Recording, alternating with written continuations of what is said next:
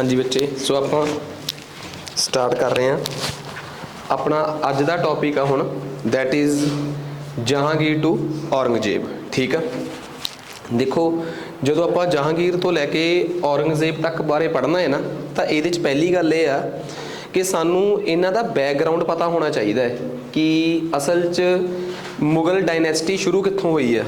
मुगल डायनैसटी शुरू हुई है बाबर तो। सब तो इंपॉर्टेंट टॉपिक जे मैं कहां ना कि मैनू इस पूरी मुगल डायनैसटी च की लगता है, वो टॉपिक शायद ये नहीं, इस तो पिछला एक टॉपिक सीगा जिहदे च मैं मुगल अंपायर दे एडमिनिस्ट्रेशन का स्ट्रक्चर समझाया है, जिहड़ा कि सब तो बोरिंग भी कहा जा सकता है। उहदे च हजे राजे राणियां दी कहानियां नहीं सी, पर वो सब तो वध इंपॉर्टेंट टॉपिक आ। ठीक है, आ जाओ आपां इस टॉपिक ते हुण आपां पहुंचते हैं कि ये टॉपिक की है। गौर करियो, कहते जहांगीर तो लैके औरंगजेब तक जो असीं पढ़ते हैं ना, तो सब तो पहली गल आउंदी है जे एक जना उपर जाके ਇਹਦਾ मार्कर उपर रह गया होगा, पुछ लो तो पिया होना सामने। ठीक है, तो सब तो पहला असी गल करांगे जहांगीर बारे। तुहानूं पता कि अकबर ने सलीम चिश्ती के नाम से अपने मुंडे का नाम सलीम रखिया, जिन्हें कि अगे अगे अपने आप नूं बाबर उहदे नाल जहांगीर के नाम नाल मशहूर किया। अकबर की मौत तो बाद इन्हें बगावत करने की कोशिश की, ईवन कि अकबर की मौत तो पहला ही ये बगावत कर रहा सीगा। एक ये समय ना भारत च European companies, British European company भी आई है। एक ना एक अंग्रेज सीगा जॉन मेडनहल, वो अकबर के दरबार च आया सीगा 1587 और 1588 के अराउंड। जॉन मेडनहल उस तो उदों तो शायद उन्हें कोई डील नहीं की, पर फिर 1604 जो ये राजा बन गया, 1604 कह लो या 5 कह लो, तो इस तो बाद ये दरबार च आया सीगा, नाम सी शख्स का विलियम हॉकिंस। सो ये भी गल ये है, अकबर का नाम मतलब कि जोधा भाई थे अकबर का मुंडा सी ये। ठीक है, इन्हें अकबर के खिलाफ एक बारी रिवोल्ट करने की कोशिश की, अपने आप को ये जहांगीर मतलब कि दुनिया का शासक या विश्व विजेता के नाम से समझदा सीगा। मेहरुनिसा जिहड़ी सी उहदे नाल इहने वाइफ विआह किताया सीगा, जिहड़ी कि इहदे ही एक नोबल शेर अफगान की वाइफ सी, ते उसे नूं इन्हें अगे जाके की टाइटल दिता सीगा नूर जहान। नूर जहान का सही नाम की होया मेहरुनिसा। ठीक है, सो इहदा फादर जिहदा नाम सीगा गयास बेग। याद रखियो, नूर जहान के समय दो बंदे पावरफुल होए आ, एक उहदा ब्रदर ते एक उहदा फादर, मतलब कि एक और जहांगीर का साला ते एक जहांगीर का सौरा साहब, दो बंदियां दे हत्थ च पावर सी। इन्हां दोवां दे नाम ते मकबरे, जिवें आ जिहड़ा गयास बेग सी नूर जहां का फादर सीगा, ठीक है, उहनूं टाइटल दिता सीगा इतमादुल्ला। ठीक है, सो इहदे नाम ते बहुत मशहूर मकबरा भी बनाया गया बाद च। पर मैं एक गल बड़ी स्पष्ट करदा कि नूर जहां अपने दरबार च दो जाणियां नूं चंगिया पोजीशनां दवाउण च सफल हुई, एक अपने पिता नूं फादर साहब नूं ते एक अपने ब्रदर नूं। नूर जहां बारे एक गल कहा जा सकता कि जिवें एक कन्वेंशनल लेडी की सोच होंदी है कि सारी सियाणप मेरे पेकिਆਂ वाले पासे ही आ। ठीक है, वो आइडियोलॉजी लैके आई है। ठीक है, पर हाँ ये एक खासियत सी, मुगल अंपायर दियां सारियां औरतां जां भारत के इतिहास दियां सारियां औरतां चों सब तो वध सियाणी औरत ये सीगी जिन्हें कि राज भाग सांभ लिया। अदरवाइज जहांगीर इन्ना काबल शख्स नहीं सीगा कि वो मतलब कि ਇਹਦੇ वांग जिन्ना इन्हें राज कंट्रोल च करके राज सांभिया ना, उन्ना शायद जे जहांगीर आप सांभण की कोशिश करता तो नहीं सी सांभ सकता। सो ये खासियत है दी। ठीक है, सो खैर क्योंकि ਉਹਦਾ अपना ਜਿਹੜਾ ਉਹ ਸੀ ना, मतलब कि ਜਿਹੜਾ ध्यान ਸੀਗਾ ज़्यादा वो पेंटिंग्स वाल बहुत सी। ਇਹਦੇ समय पेंटिंग्स ਜਿਹੜੀਆਂ ਸੀ ना वो अपनी सिखर ते पहुंचियां है, उस तो उच्ची बुलंदी पेंटिंग्स ਨੂੰ कदे मिल नहीं सकती। पातशाह बेगम का स्टेटस मिलिया इनू। ठीक है, तो उस तो बाद बड़े शाही फरमान जिहड़े आ उहदे नाम ते जारी होए आ। उहदा फादर जिहड़ा सीगा इमादुल्ला ते उहदा ब्रदर अशरफ खान, इन्हां दोवां नूं चंगीआं पोजीशनस, उहदे ब्रदर की पोजीशन तां खाने समन, मतलब कि सारे दा सारा ये कह सकते हैं कि पूरे का पूरा जिहड़ा राजकोष सीगा, राजकोष नहीं मीनस कि शाही महल, उहदे सारे खर्चियां दी देख रेख इस शख्स कोल सी। सो ये बहुत इंपॉर्टेंट आ। ठीक है, तो 1612 च अशरफ खान की जिहड़ी कुड़ी सीगी अर्जुमंद बनु बेगम, जिहदा कि अगे नाम जाके मुमताज पिया, ਉਹਦਾ ਵਿਆਹ ਅੱਗੇ ਜਾ ਕੇ ਜਹਾਂਗੀਰ ਦੇ ਮੁੰਡੇ, ਜਹਾਂਗੀਰ ਦੇ ਵੀ ਕਈ ਮੁੰਡੇ ਸੀ, ਖੁਰਮ, ਖੁਸਰੋ, ਉਹਨਾਂ ਚੋਂ ਇੱਕ ਨਾਲ ਹੋਇਆ ਖੁਰਮ ਨਾਲ। ਇਹ ਖੁਰਮ ਉਹੀ ਆ ਜਿਹੜਾ ਜਹਾਂਗੀਰ ਤੋਂ ਬਾਅਦ ਅਗਲਾ ਮੁਗਲ ਐਂਪਰਰ ਬਣੂਗਾ। ਖੁਰਮ ਦਾ ਫਿਰ ਅੱਗੇ ਜਾ ਕੇ ਉਹ ਆਪਣਾ ਨਾਮ ਕੀ ਰੱਖੂਗਾ? ਸ਼ਾਹਜਹਾਨ। ਸੋ ਇਹ ਇਸ ਤਰੀਕੇ ਨਾਲ ਇਹਨਾਂ ਦੀ ਮੈਰਿਜਸ ਵਗੈਰਾ ਦਾ ਪੋਸੀਬਲ ਸੀਗੀਆਂ। ਸੋ ਇਸ ਤਰੀਕੇ ਨਾਲ ਹੁੰਦਾ ਰਿਹਾ।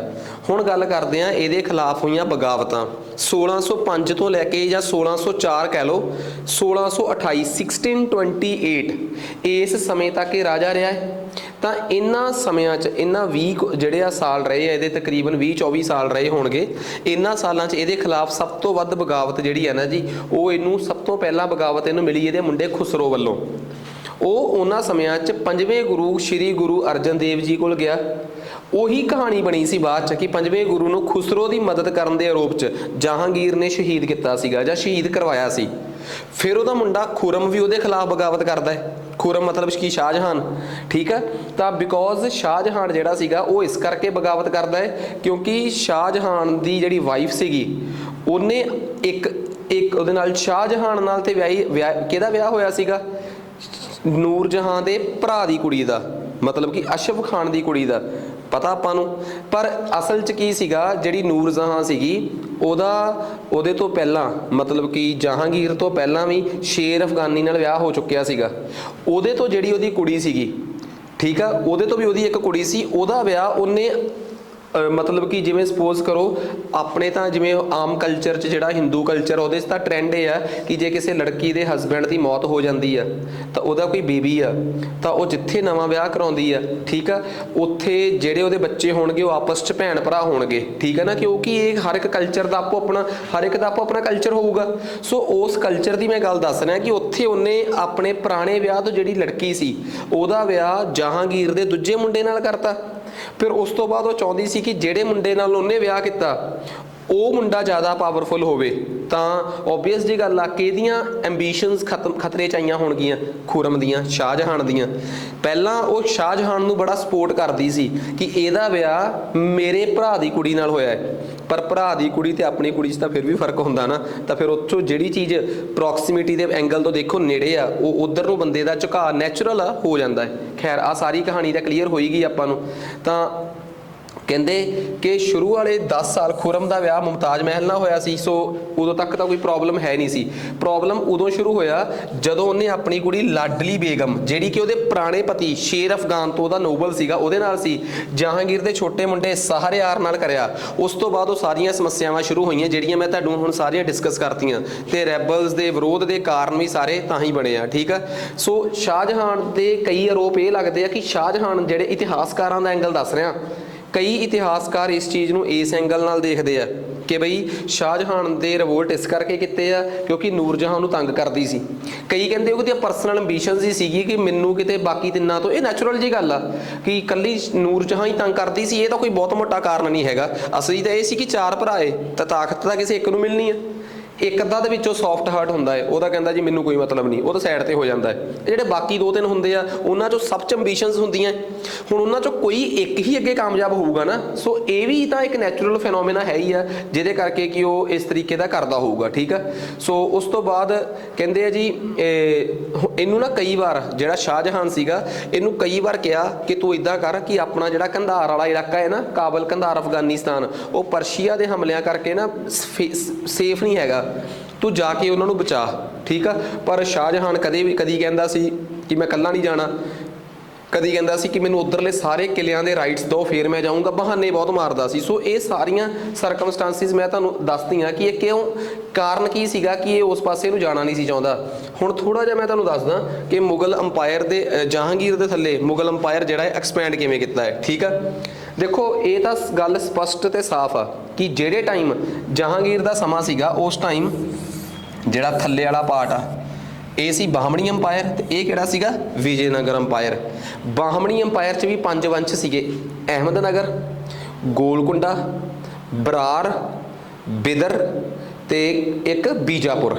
5 ਵੈਸੇ ਤਾਂ ਜਦੋਂ 1350s ਦੇ ਅਰਾਊਂਡ ਇਹ ਬਾਹਮਣੀ ਅੰਪਾਇਰ ਬਣਿਆ ਸੀਗਾ, ਜਿਹੜਾ ਬਾਹਮਣੀ ਵੰਸ਼ ਸੀਗਾ, ਜਦੋਂ ਇਹ ਬਣਿਆ ਸੀਗਾ, ਇੱਕ ਲੈਕਚਰ ਮੇਰਾ ਹੋਊਗਾ ਇਹਦੇ 'ਚ ਵੀ, ਜਿਹੜੇ ਆਪਾਂ ਮਤਲਬ ਕਿ ਆਪਣਾ ਜਿਹੜਾ PPSC ਦਾ ਕੋਰਸ ਚੱਲ ਰਿਹਾ ਨਾ ਇਸ ਜਾਂ PSSB ਟਾਈਪ, ਉਹਦੇ 'ਚ ਇੱਕ ਲੈਕਚਰ ਹੋਊਗਾ ਵਿਜੇਨਗਰ ਐਂਡ ਬਾਹਮਣੀ ਅੰਪਾਇਰ, ਤਾਂ ਕਿ ਆਪਾਂ ਵਿਜੇਨਗਰ ਤੇ ਬਾਹਮਣੀ ਅੰਪਾਇਰ ਤੇ ਵੀ ਆਪਣੀ ਸਮਝ ਜਿਹੜੀ ਆ ਉਹਨੂੰ ਥੋੜਾ ਜਿਹਾ ਕੰਪਲੀਟ ਕਰ ਲਈਏ। ਹਾਂ ਵਿਜੇਨਗਰ ਤੇ ਬਾਹਮਣੀ ਵਿਜੇਨਗਰ ਬਾਹਮਣੀ ਦਾ ਤੇ ਛੱਡ ਦੋ, ਵਿਜੇਨਗਰ ਦਾ ਕਲਚਰ ਹੀ ਬਹੁਤ ਇੰਪੋਰਟੈਂਟ ਆ, ਬਿਕੋਜ਼ ਉਹਦੇ ਉਸ ਸਮੇਂ ਇੰਨੀਆਂ ਕੋ ਕਿਤਾਬਾਂ ਲਿਖੀਆਂ ਗਈਆਂ, 4 ਵੰਸ਼ਾਂ ਨੇ ਰਾਜ ਕੀਤਾ ਇੱਥੇ ਵਿਜੇਨਗਰ 'ਚ, ਉਹ ਸਾਰਾ ਮੇਨਸ ਦੇ ਐਂਗਲ ਤੋਂ ਚਲੇ ਜਾਊਗਾ।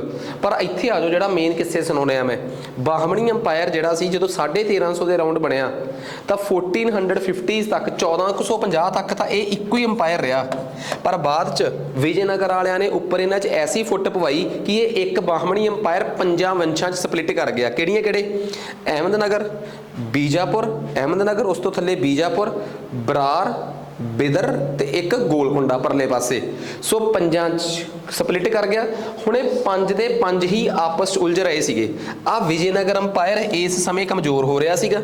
ਇਹ ਗੱਲ ਆ 1650 ਦੇ ਰਾਉਂਡ ਦੀ, ਤੇ ਮੈਨੂੰ ਲੱਗਦਾ ਜਹਾਂਗੀਰ ਦਾ ਐਂਡ ਆ ਜਿਹੜਾ ਟਾਈਮ ਲਾਈਨ ਆ ਇਹ ਵੀ 1620-30 ਦੀ ਆ ਜਹਾਂਗੀਰ ਦੀ। ਇਸ ਸਮੇਂ ਕੀ ਹੋ ਰਿਹਾ ਹੋਊਗਾ, ਵਿਜੇਨਗਰ ਅੰਪਾਇਰ ਖਤਮ ਹੋ ਰਿਹਾ ਹੈ। ਵਿਜੇਨਗਰ ਅੰਪਾਇਰ ਜਿਹੜਾ ਥੱਲੇ ਸੀਗਾ ਨਾ ਬਾਹਮਣੀ ਤੋਂ, ਇਹ ਤਾਂ ਖਤਮ ਹੋ ਗਿਆ ਸੀ 1580-90 ਤੋਂ ਬਾਅਦ ਹੀ। 1560 'ਚ ਨਾ ਵਿਜੇਨਗਰ ਵਾਲਿਆਂ 'ਚ ਤੇ ਇਹਨਾਂ 'ਚ ਇੱਕ ਲੜਾਈ ਹੋਈ ਆ, ਵਿਜੇਨਗਰ ਵਾਲਿਆਂ ਤੇ ਬਾਹਮਣੀ ਵਾਲਿਆਂ 'ਚ, ਤਾਲੀਕੋਟਾ ਦੀ ਲੜਾਈ। ਉਸ ਲੜਾਈ ਦੇ ਵਿੱਚ ਥਲੜਾ ਵਿਜੇਨਗਰ ਖਿਲਾਰ ਕੇ ਰੱਖਤਾ ਸੀ ਇਹਨਾਂ ਨੇ। ਤੁਸੀਂ ਕਹੋਗੇ 1550 ਦੇ ਰਾਉਂਡ ਹੋਈ ਹੈ ਲੜਾਈ, ਵੈਸੇ ਤਾਂ 1560 ਜਾਂ 61 'ਚ ਹੋਈ ਆ, ਪਰ ਮੈਨੂੰ 1550s ਦੀ ਲੜਾਈ ਕਹੂੰਗਾ, 1550 ਦੇ ਰਾਉਂਡ ਦੀ। ਉਦੋਂ ਨੂੰ ਆ ਕੇ ਪਤਾ ਕੀ ਹੋਇਆ, ਪਹਿਲਾਂ ਇੱਕ ਬਾਹਮਣੀ ਅੰਪਾਇਰ ਬਣਿਆ, 1450 ਦੇ ਰਾਉਂਡ ਸਪਲਿਟ ਕਰ ਗਏ। 1550 ਦੇ ਰਾਉਂਡ ਇਹਨਾਂ ਨੂੰ ਪਤਾ ਲੱਗ ਗਿਆ ਕਿ ਸਾਡੇ ਤੇ ਸਕੀਮ ਪਈ ਸੀ ਇਹਨਾਂ ਵੱਲੋਂ, ਵਿਜੇਨਗਰ ਵੱਲੋਂ। ਇਹ ਇਕੱਠੇ ਹੋਏ, ਇਕੱਠੇ ਹੋ ਕੇ ਇਹਨਾਂ ਨੇ ਕਿਹਨਾਂ ਨੂੰ ਹਰਾਤਾ, ਵਿਜੇਨਗਰ ਨੂੰ ਹਰਾਤਾ। ਵਿਜੇਨਗਰ 1550 ਤੋਂ ਬਾਅਦ ਕਮਜ਼ੋਰ ਪੈ ਗਿਆ, ਤੇ ਵਿਜੇਨਗਰ ਵਾਲੀ ਜਗ੍ਹਾ ਤੇ ਏਸਕ ਬੈਲਟ 'ਚ ਇੱਕ ਨਵਾਂ ਸਮਰਾਜ ਪੈਦਾ ਹੋ ਰਿਹਾ, ਮਰਾਠਾਜ਼। 1630 ਤੋਂ ਬਾਅਦ ਤੁਹਾਨੂੰ ਪਤਾ ਲੱਗੂਗਾ ਕਿ ਇੱਥੇ ਕੋਈ ਸ਼ਖਸ ਆ ਗਿਆ, ਸ਼ਾਹਜੀ ਬੌਂਸਲੇ, ਫਿਰ ਸ਼ਿਵਾਜੀ ਬੌਂਸਲੇ, ਸੰਭਾਜੀ, ਰਾਜਾ ਰਾਮ। ਇਹ ਕੁਝ ਕਿਰਦਾਰ ਨੇ ਜਿਹੜੇ ਇੱਥੋਂ ਪੈਦਾ ਹੋ ਰਹੇ ਆ। ਇਹ ਕਿਹੜੀ ਬਰਾਦਰੀ ਦੀ ਗੱਲ ਕਰ ਰਹੇ ਆ, ਕਿਹਨਾਂ ਦੀ ਗੱਲ, ਕਿਸ ਵੰਸ਼ ਦੀ ਗੱਲ ਕਰ ਰਿਹਾ ਮੈਂ, ਮਰਾਠਾਜ਼ ਦੀ। ਇਸ ਸਮੇਂ 'ਚ ਵਿਜੇਨਗਰ ਦਾ ਵੀਕ ਹੋਣਾ ਇਸ ਇਲਾਕੇ 'ਚ, ਮਰਾਠਵਾੜਾ ਦੇ ਇਲਾਕੇ 'ਚ ਕਿਹਨਾਂ ਨੂੰ ਪੈਦਾ ਕਰ ਦਿੰਦਾ ਹੈ, ਮਰਾਠਿਆਂ ਨੂੰ ਪੈਦਾ ਕਰ ਦਿੰਦਾ ਹੈ। ਆਹ ਗੱਲ ਦੱਸੋ, ਸਮਝ ਆ ਰਹੀ ਹੈ? ਸੋ ਇੱਕ ਸਮਾਂ ਆ ਗਿਆ ਕਿ ਵਿਜੇਨਗਰ ਵਾਲਿਆਂ ਦੀ ਲੜਾਈ ਮੁਗਲਾਂ ਨਾਲ ਸਿੱਧੀ ਨਹੀਂ ਹੋਈ। ਕਿਉਂ?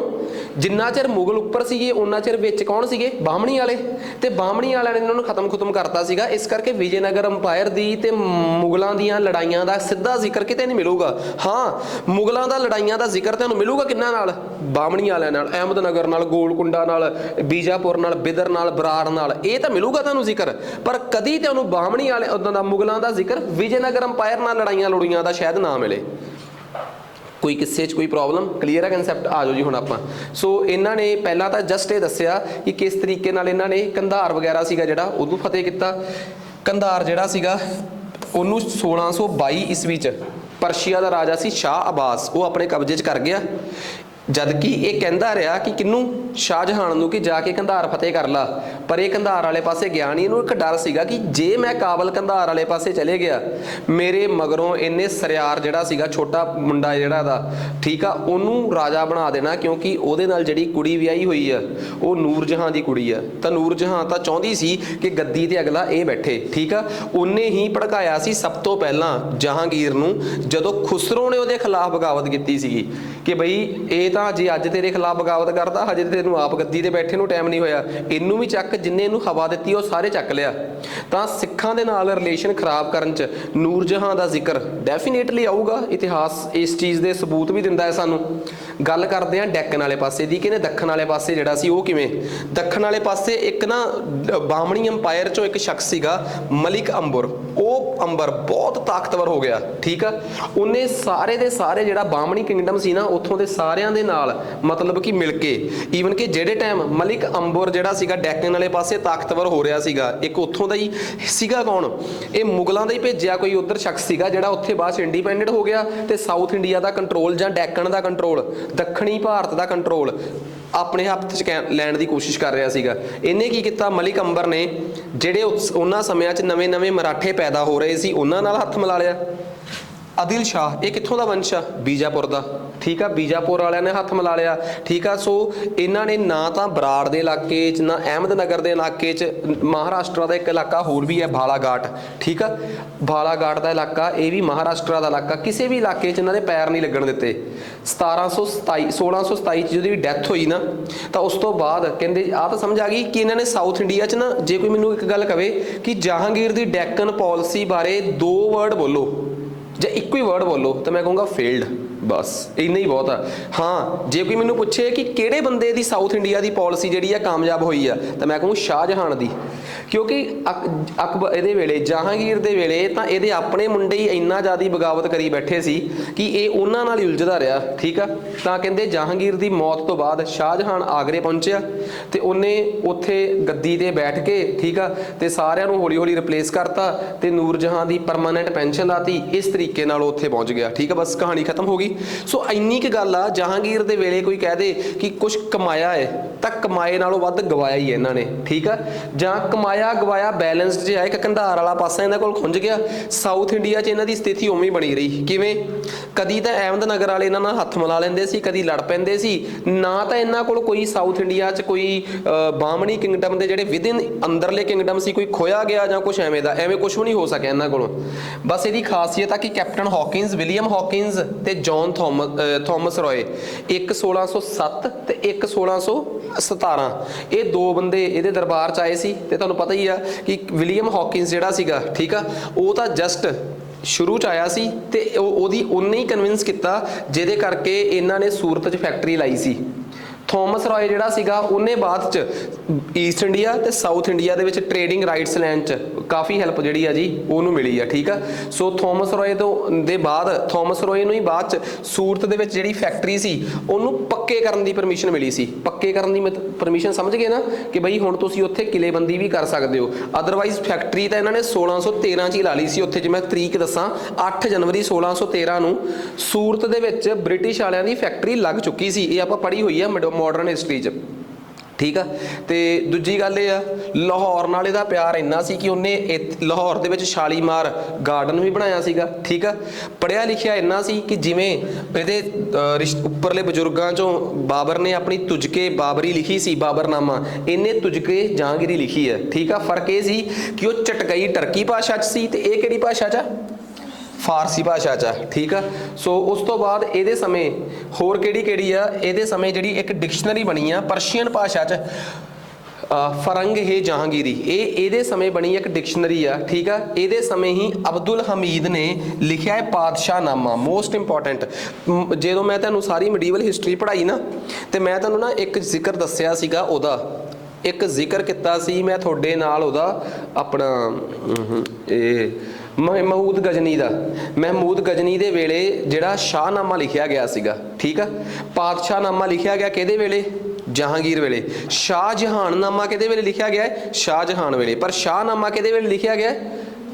ਉਹ ਆਪਣਾ ਮੁਹੰਮਦ ਗੌਰੀ ਵੇਲੇ। ਸੋ ਇਹਦੇ ਸਮੇਂ ਅਬਦੁਲ ਹਮੀਦ ਲਾਹੌਰੀ ਨੇ ਕੀ ਲਿਖਿਆ ਹੈ?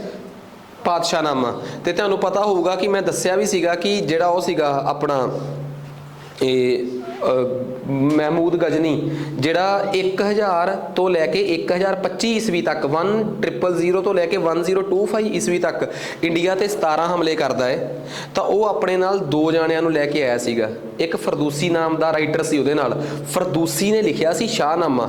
ਸੋ ਕਈ ਵਾਰੀ ਸਾਨੂੰ ਭੁਲੇਖਾ ਪੈ ਜਾਂਦਾ ਹੈ 600 ਸਾਲ ਪਹਿਲਾਂ ਲਿਖਿਆ ਗਿਆ ਸ਼ਾਹਨਾਮਾ। ਕਈਆਂ ਨੂੰ ਲੱਗਦਾ ਕਿ ਸ਼ਾਹਨਾਮਾ ਸ਼ਾਇਦ ਮੁਗਲਾਂ ਵੇਲੇ ਲਿਖਿਆ ਗਿਆ ਹੈ। ਸ਼ਾਹਨਾਮਾ ਲਿਖਿਆ ਗਿਆ ਹੈ ਮਹਿਮੂਦ ਆਫ ਗਜਨਵੀ ਵੇਲੇ। ਗਜਨੀ ਤੋਂ 100 ਸਾਲ ਬਾਅਦ ਗੌਰੀ ਆਇਆ। ਗੌਰੀ ਤੋਂ ਬਾਅਦ ਦਿੱਲੀ ਸਲਤਨਤ 300 ਸਾਲ ਚੱਲੀ ਹੈ। ਉਸ ਤੋਂ ਬਾਅਦ ਜਾ ਕੇ ਮੁਗਲ ਆਏ ਆ, ਤੇ ਮੁਗਲਾਂ 'ਚ ਵੀ ਇਹ 200 ਸਾਲ 250 ਸਾਲ ਬਾਅਦ ਵਾਲਾ ਰਾਜਾ ਹੈ। ਪਤਾ ਹੀ ਹੈ, ਸ਼ੁਰੂ ਵਾਲੇ ਮੁਗਲ 1526 'ਚ ਆਏ ਆ, 100 ਸਾਲ ਬਾਅਦ ਵਾਲਾ 1526 'ਚ ਮੁਗਲ ਆਏ ਆ, ਤੇ ਇਹ ਗੱਲ 1626 ਦੇ ਅਰਾਊਂਡ ਦੀ ਹੈ। ਤਾਂ ਕੁੱਲ ਮਿਲਾ ਕੇ ਤੁਸੀਂ ਆਪ ਹਿਸਾਬ ਲਾ ਕੇ ਦੇਖੋ, ਮੁਗਲਾਂ 'ਚ ਵੀ ਇਹ 100 ਸਾਲ ਪਿੱਛੇ ਆ। ਤਾਂ 600 ਸਾਲ ਦਾ ਸਫ਼ਰ ਹੋ ਗਿਆ। ਜੇ ਕੋਈ ਮੈਨੂੰ ਐਗਜ਼ੈਕਟਲੀ ਪੁੱਛੇ ਕਿ ਬਈ ਗਜਨੀ ਤੇ ਜਹਾਂਗੀਰ ਦੇ ਵੇਲੇ 'ਚ ਕਿੰਨੇ ਚਿਰ ਦਾ ਫਰਕ ਆ? 600 ਸਾਲ ਦਾ ਫਰਕ ਆ। 600 ਸਾਲ ਦਾ ਫਰਕ ਬਹੁਤ ਹੁੰਦਾ ਹੈ। 600 ਸਾਲ ਦਾ ਫਰਕ ਓਨਾ ਕੀ ਹੈ ਜਿੰਨਾ ਕਿ ਆਪਣੇ 'ਚ ਤੇ ਪਹਿਲੇ ਗੁਰੂ ਕਾਲ ਦੇ ਟਾਈਮ 'ਚ ਫਰਕ ਆ। ਉਹ 600 ਸਾਲ ਦਾ ਫਰਕ ਆ, ਠੀਕ ਆ ਨਾ। ਸੋ ਇੰਨਾ ਫਰਕ ਸੀਗਾ। ਪਾਤਸ਼ਾਹਨਾਮਾ ਲਿਖਿਆ ਗਿਆ ਸੀਗਾ, ਠੀਕ ਆ। ਤੇ ਖਫੀ ਖਾਨ ਨੇ ਮੁੰਤਖਬ ਖਾਬ-ਏ-ਲੁਬਾਬ, ਇਹ ਦੋ ਕਿਤਾਬਾਂ, ਇਹ ਤਾਂ ਫੈਕਚੁਅਲ ਜੀ ਕੇ, ਇਹਦੇ 'ਚ ਆਪਾਂ ਕੁਝ ਨਹੀਂ ਕਰ ਸਕਦੇ।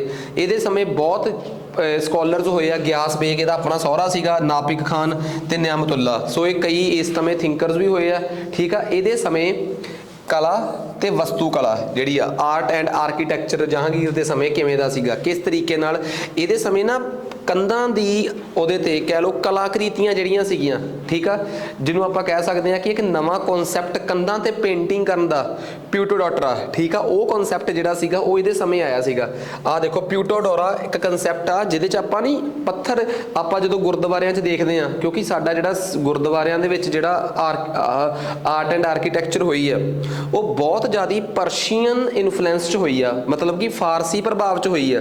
ਉੱਥੇ ਬਿਲਕੁਲ ਜਿਹੜਾ ਮੁਗਲ ਆਰਕੀਟੈਕਚਰ ਉਹਦਾ ਬੜਾ ਜ਼ਿਆਦਾ ਪ੍ਰਭਾਵ ਆ। ਸਿੱਖ ਗੁਰਦੁਆਰਿਆਂ ਦੇ ਜਿਹੜੇ ਗੁੰਬਦ ਆ, ਤੁਹਾਨੂੰ ਨਹੀਂ ਲੱਗਦੇ ਕਿ ਉਹ ਮੁਗਲ ਆਰਕੀਟੈਕਚਰ ਤੋਂ ਪ੍ਰਭਾਵਿਤ ਆ? ਓਬਵੀਅਸ ਜੀ ਗੱਲ ਆ, ਕਿਉਂਕਿ ਉਸ ਸਮੇਂ ਆਰਕੀਟੈਕਚਰ ਹੀ ਇਸ ਤਰੀਕੇ ਦਾ ਸੀਗਾ। ਤੇ ਜਿਹੜੀਆਂ ਤੁਸੀਂ ਕੰਧਾਂ ਤੇ ਪੱਥਰਾਂ ਦੇ ਉੱਪਰ ਜਿਹੜੀਆਂ ਪੇਂਟਿੰਗਸ ਬਣੀਆਂ ਲੱਗਦੀਆਂ, ਉਹ ਕੀ ਆ ਭਲਾ? ਦੈਟ ਇਜ਼ ਪਿਊਟੋਡੋਰਾ, ਠੀਕ ਆ, ਮਤਲਬ ਕਿ ਫੁੱਲਾਂ ਦੇ ਡਿਜ਼ਾਈਨ ਜਿਹੜੇ ਪੱਥਰਾਂ ਤੇ ਬਣਦੇ ਆ। ਸੋ ਇਹ ਇੱਕ ਨਾ ਪੇਂਟਿੰਗ ਦਾ ਇੱਕ ਅਜਿਹਾ ਰੂਪ ਸੀ। ਸੈਮੀ ਪ੍ਰੀਸ਼ੀਅਸ ਸਟੋਨਸ ਜਿਹੜੇ ਸੀਗੇ, ਬੜੇ ਚਮਕਦਾਰ ਪੱਥਰ, ਉਹਨਾਂ ਦੇ ਉੱਪਰ ਉਹ ਜਿਹੜੀ ਕਲਾ ਛਾਪਦੇ ਸੀ, ਪਿਊਟੋਡੋਰਾ ਕਿਹਾ ਜਾਂਦਾ ਸੀ। ਤੇ ਪੇਪਰ 'ਚ ਆ ਸਕਦਾ ਕਿ ਪਿਊਟੋਡੋਰਾ ਦਾ ਸਭ ਤੋਂ ਅਲਟੀਮੇਟ ਨਮੂਨਾ ਕਿਹੜਾ ਹੈ? ਤਾਜ ਮਹਿਲ। ਉਹਦੀਆਂ ਕੰਧਾਂ ਤੇ ਹੋਈ ਇਸ ਤਰੀਕੇ ਦੀਆਂ ਪਿਊਟੋਡੋਰਾ ਦੀਆਂ ਜਿਹੜੀ ਡਿਜ਼ਾਈਨਸ ਨੇ ਉਹ ਦੇਖਿਓ। ਪਰ ਪਿਊਟੋਡੋਰਾ ਅਲਟੀਮੇਟਲੀ ਮਸ਼ਹੂਰ ਕਿਹਦੇ ਸਮੇਂ ਹੋਈ ਆ? ਜਹਾਂਗੀਰ ਦੇ ਵੇਲੇ। ਤੇ ਜਦੋਂ ਕੋਈ ਪੁੱਛੂਗਾ ਨਾ ਕਿ ਜਹਾਂਗੀਰ ਦੇ ਵੇਲੇ ਜਿਹੜੀ ਉਹ ਆ, ਮਤਲਬ ਕਿ ਪੇਂਟਿੰਗਸ ਨੇ ਉਹ ਆਪਣੀ ਪੀਕ ਤੇ ਆ, ਜ਼ਿੰਥ ਤੇ ਆ, ਬੁਲੰਦੀਆਂ ਤੇ ਆ, ਠੀਕ ਆ, ਦੱਸੋ ਉਹਦਾ ਐਗਜ਼ਾਮਪਲਸ ਦਿਓ। ਤੇ ਆਹ ਦੇਖੋ ਨੂਰ ਜਹਾਂ ਨੇ, ਆ ਆਰਕੀਟੈਕਚਰ ਦੀ ਗੱਲ ਕਰ ਰਹੇ ਆ, ਇਹਨੇ ਆਪਣੇ ਫਾਦਰ ਜਿਹੜੇ ਸੀ ਇਤਮਾਦ ਉਲ ਦੌਲਾ, ਜਿਨ੍ਹਾਂ ਨੂੰ ਗਿਆਸ ਬੇਗ ਉਹਦਾ ਸਹੀ ਨਾਮ ਸੀਗਾ, ਜਿਹੜਾ ਇਤਮਾਦ ਉਲ ਦੁੱਲਾ, ਇਹ ਤਾਂ ਜਸਟ ਉਹਨੂੰ ਡੈਜ਼ਿਗਨੇਸ਼ਨ ਦਿੱਤੀ ਸੀ ਇਹਨੇ ਆਪਣੇ ਫਾਦਰ ਨੂੰ। ਦੋ ਜਣੇ ਹੀ ਮਸ਼ਹੂਰ ਸੀ ਨਾ ਨੂਰ ਜਹਾਂ ਦੇ ਉਹਦੇ ਚ ਪਰਿਵਾਰ ਚ, ਇੱਕ ਅਸ਼ਰਫ ਖਾਨ ਦਾ ਭਰਾ ਤੇ ਇੱਕ ਉਹਦੇ ਪਿਤਾ ਜੀ। ਇਹਨਾਂ ਦੇ ਨਾਮ ਤੇ ਮਕਬਰੇ ਵੀ ਬਣਾਇਆ। ਇਹਦੇ ਆਪਣੇ ਫਾਦਰ ਦੇ ਨਾਮ ਦਾ ਮਕਬਰਾ ਬਣਵਾਇਆ ਆਗਰੇ ਚ ਨੂਰ ਜਹਾਂ ਨੇ। ਜਹਾਂਗੀਰ ਨੇ ਮੋਤੀ ਮਸਜਿਦ ਲਾਹੌਰ ਚ ਬਣਵਾਈਆਂ ਬਿਕੋਜ਼, ਤੇ ਇਹਦਾ ਆਪਣਾ ਮਕਬਰਾ ਵੀ ਲਾਹੌਰ 'ਚ ਹੀ ਬਣਿਆ ਹੋਇਆ ਹੈ, ਠੀਕ ਆ। ਤੇ ਮੈਂ ਤੁਹਾਡੀ ਜਾਣਕਾਰੀ ਦੱਸਦਾ, ਇਹਨੇ ਸ਼ਾਲੀਮਾਰ ਤੇ ਨਿਸ਼ਾਂਤ ਗਾਰਡਨ ਬਣਾਏ ਆ ਕਸ਼ਮੀਰ 'ਚ, ਤੇ ਸ਼ਾਲੀਮਾਰ ਗਾਰਡਨ ਇਹਨੇ ਲਾਹੌਰ 'ਚ ਵੀ ਬਣਾਇਆ ਹੈ। ਇਹ ਗੱਲ ਯਾਦ ਰੱਖਿਓ। ਲਾਹੌਰ ਨਾਲ ਇਹਦਾ ਰਿਸ਼ਤਾ ਕਾਫੀ ਜ਼ਿਆਦਾ ਸੀਗਾ। ਲਾਹੌਰ ਸ਼ਹਿਰ ਨੂੰ ਜੇ ਡਿਵੈਲਪਮੈਂਟ ਮਿਲੀ ਆ ਤੇ ਉਹ ਇਸੇ ਦੇ ਵੇਲੇ ਹੀ ਮਿਲੀ ਆ, ਠੀਕ ਆ। ਮੁਗਲ ਪੇਂਟਿੰਗਸ ਵੀ ਆਪਣੇ ਸਮੇਂ ਤੇ ਸਭ ਤੋਂ ਪੀਕ ਲੈਵਲ ਤੇ ਇੱਥੇ ਹੀ ਪਹੁੰਚੀਆਂ ਹੈ, ਠੀਕ ਆ। ਇੱਕ ਜਿਹੜਾ ਕਨਸੈਪਟ ਸੀਗਾ ਨਾ ਹੈਲੋ ਦਾ ਕਨਸੈਪਟ, ਤੁਸੀਂ ਅੱਜ ਵੀ ਜੇ ਤੁਸੀਂ 10 ਗੁਰੂਆਂ ਦੀਆਂ ਪਿਕਚਰਸ ਦੇਖੋ ਜਿਹੜੀਆਂ ਸੋਭਾ ਸਿੰਘ ਨੇ ਬਣਾਈਆਂ, ਤੁਹਾਨੂੰ ਜਦੋਂ ਮੰਨ ਲਓ ਕਿ ਜੇ ਸਪੋਜ਼ ਕਰੋ ਕੋਈ ਕਵੇ ਕਿ ਆ ਗੁਰੂ ਨਾਨਕ ਦੇਵ ਜੀ ਤੇ ਭਾਈ ਮਰਦਾਨਾ ਜੀ ਤੇ ਭਾਈ ਬਾਲਾ ਜੀ ਦੀ ਪਿਕਚਰ ਆ, ਤੁਸੀਂ ਕਿਵੇਂ ਪਹਿਚਾਣੋਗੇ ਕਿ ਇਹਨਾਂ 'ਚ ਗੁਰੂ ਨਾਨਕ ਦੇਵ ਕੌਣ ਨੇ? ਤਾਂ ਉਹਨਾਂ ਦੇ ਮਗਰ ਇੱਕ ਗੋਲ ਹੈਲੋ ਮਾਰਕ ਜਿਹੜਾ ਹੈ ਉਹ ਦੱਸਦਾ ਹੈ। ਉਹ ਹੈਲੋ ਦਾ ਕਨਸੈਪਟ ਜਿਹੜਾ ਸਪੈਸ਼ਲ ਕਰੈਕਟਰ ਆ ਜਾਂ ਉਹਨਾਂ 'ਚੋਂ ਸਪੈਸ਼ਲ ਕਿਰਦਾਰ ਆ, ਉਹਦੇ ਮਗਰ ਉਹ ਹੈਲੋ ਦਾ ਡਿਜ਼ਾਈਨ, ਡਿਵਾਈਨ ਡਿਜ਼ਾਈਨ ਜਿਹੜਾ ਸੀਗਾ ਉਹ ਵੀ ਜਹਾਂਗੀਰ ਦੇ ਵੇਲੇ ਹੀ ਮਸ਼ਹੂਰ ਹੋਇਆ ਹੈ, ਠੀਕ ਆ। ਸੋ ਬਹੁਤ ਇੰਪੋਰਟੈਂਟ ਗੱਲ ਆ। ਕਈ ਵਾਰੀ ਅਬਦੁਲ ਹਸਨ ਹੋ ਗਿਆ, ਬਿਸ਼ਨ ਦਾਸ ਹੋ ਗਿਆ, ਠੀਕ ਆ, ਮਧੂ ਅਨੰਤ, ਇਹ ਕੁਝ ਕਰੈਕਟਰਸ ਨੇ ਜਿਨ੍ਹਾਂ ਨੇ ਉਹਨਾਂ ਸਮਿਆਂ 'ਚ ਬਹੁਤ ਟੌਪ ਲੈਵਲ ਦੀਆਂ ਪੇਂਟਿੰਗਸ, ਪਿਊਟਾਡੋਰਾ ਜਿਹੜਾ ਹੈ ਉਹ ਡਿਵੈਲਪ ਕਰਕੇ ਦਿੱਤਾ।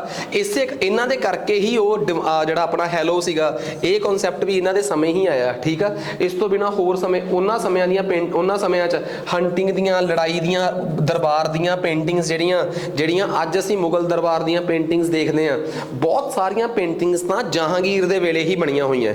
ਸੋ ਮੇਰੇ ਕਹਿਣ ਦਾ ਮਤਲਬ ਇਹ ਆ ਕਿ ਜੇ 100 ਵਰਡਸ 'ਚ ਲਿਖਣਾ ਵੀ ਆ ਜੇ ਨਾ ਕਿ ਜਹਾਂਗੀਰ ਦੇ ਵੇਲੇ ਪੇਂਟਿੰਗਸ ਜਿਹੜੀਆਂ ਸੀ ਉਹ ਆਪਣੀਆਂ ਬੁਲੰਦੀਆਂ ਤੇ ਸੀ, ਐਕਸਪਲੇਨ ਕਰੋ ਤਾਂ ਤੁਸੀਂ ਕਰ ਸਕਦੇ ਹੋ ਬੜੇ ਆਰਾਮ ਨਾਲ। 100 ਵਰਡ ਤਾਂ ਇਹਦੇ 'ਚ ਆਰਾਮ ਨਾਲ ਲੱਭ ਲੈਂਦੇ ਆ ਕਿ ਹੈਲੋ ਦਾ ਕਨਸੈਪਟ, ਠੀਕ ਆ, ਇੱਕ ਪਿਊਟਾਡੋਰਾ ਦਾ ਕਨਸੈਪਟ, ਠੀਕ ਆ, ਕੁਛ ਕੁ ਪੇਂਟਰਸ ਦੇ ਨਾਮ ਇੰਪੋਰਟੈਂਟ ਹੋ ਜਾਂਦੇ ਆ, ਠੀਕ ਆ।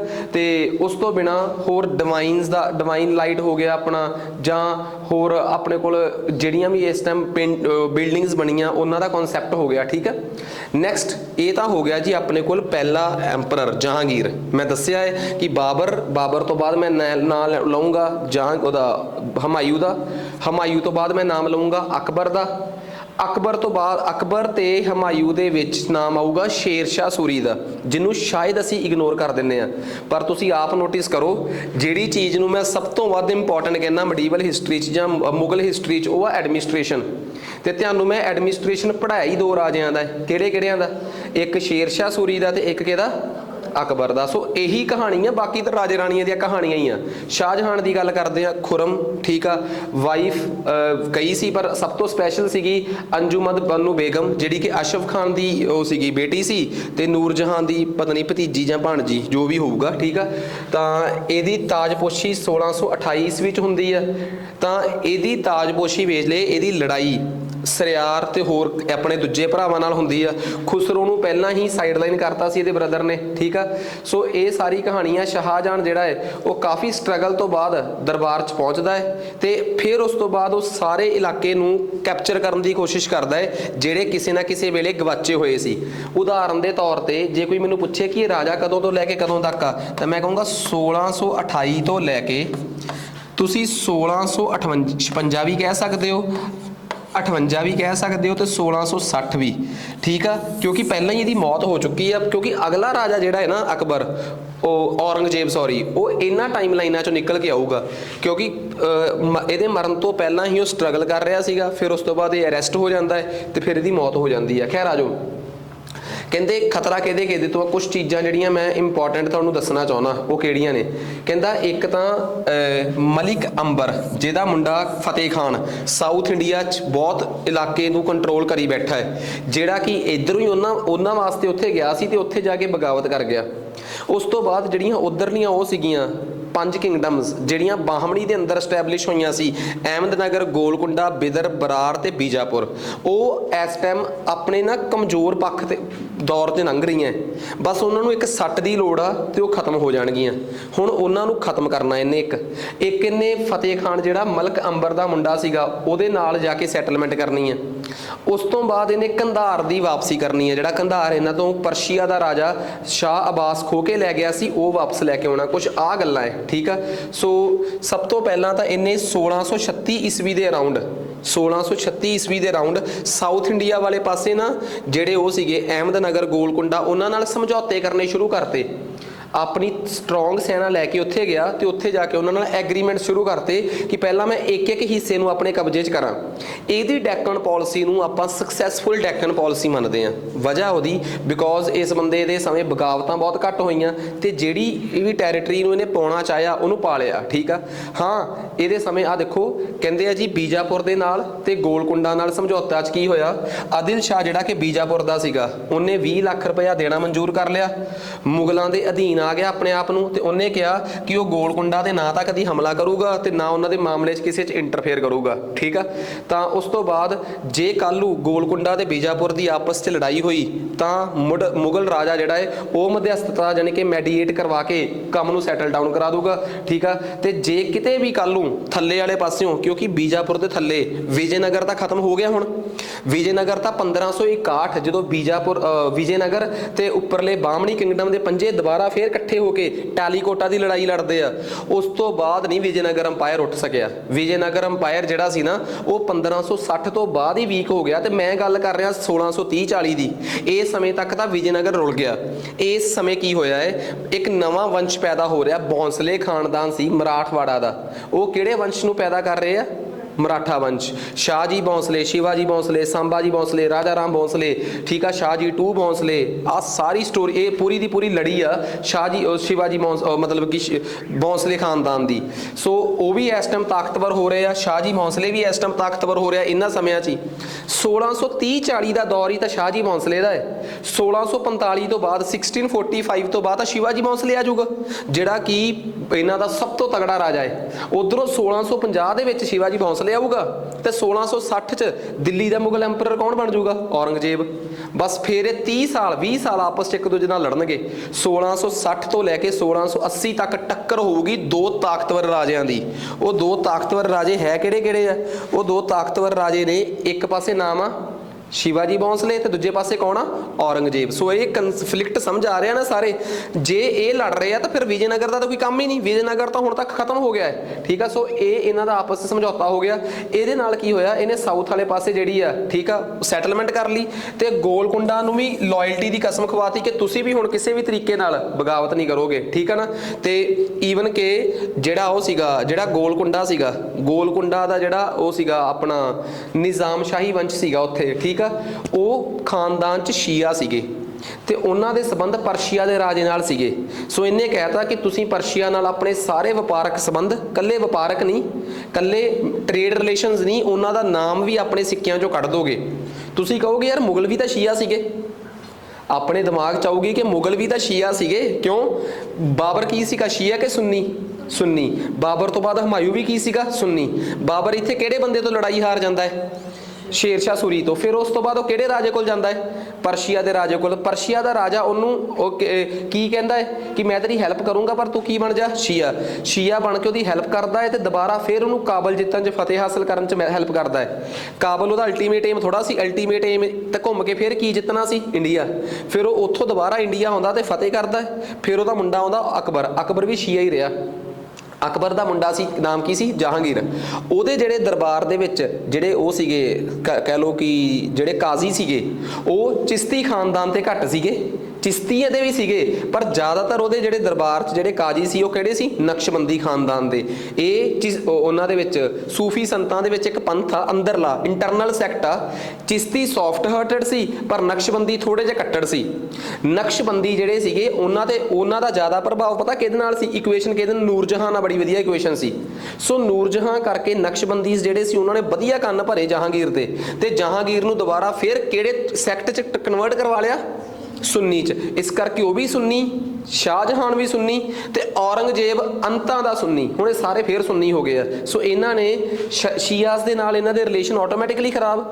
ਈਰਾਨ ਅੱਜ ਵੀ ਸ਼ੀਆ ਹੈ, ਠੀਕ ਹੈ ਨਾ। ਸੋ ਅੱਜ ਵੀ ਫਿਰ ਇਹਨਾਂ ਦੇ ਸੰਬੰਧ ਕਿਹਦੇ ਨਾਲ ਖਰਾਬ ਹੋ ਗਏ, ਗੋਲਕੁੰਡਾ ਨੂੰ ਜਦੋਂ ਇਹਨਾਂ ਨੇ ਕਬਜ਼ੇ 'ਚ ਕਰਿਆ ਤੇ ਗੋਲਕੁੰਡਾ ਦਾ ਰਾਜਾ ਵੀ ਸ਼ੀਆ ਸੀ, ਉਹਨੂੰ ਵੀ ਕਿੱਚ ਤਬਦੀਲ ਕਰਵਾ ਲਿਆ ਇਹਨਾਂ ਨੇ ਜਾਂ ਕਨਵਰਟ ਕਰਵਾ ਲਿਆ ਸੁੰਨੀਆਂ 'ਚ। ਉਹਨੂੰ ਕਹਿਤਾ ਕਿ ਪਰਸ਼ੀਆ ਜਾਨੀ ਕਿ ਸ਼ੀਆ ਹੋਣ ਦੇ, ਸ਼ੀਆ ਰਾਜਾ ਜਿਹੜਾ ਹੈਗਾ ਉਹਦੇ ਨਾਲ ਤੇਰੇ ਸਾਰੇ ਸੰਬੰਧ ਖਤਮ। ਸੋ ਇਸ ਤਰੀਕੇ ਨਾਲ ਇਹਨਾਂ ਨੇ ਬੜੇ ਵਧੀਆ ਤਰੀਕੇ ਨਾਲ ਇਹ ਸਾਰੀ ਦੀ ਸਾਰੀ ਸੈਟਲਮੈਂਟ ਜਿਹੜੀ ਹੈ ਕੀਤੀ।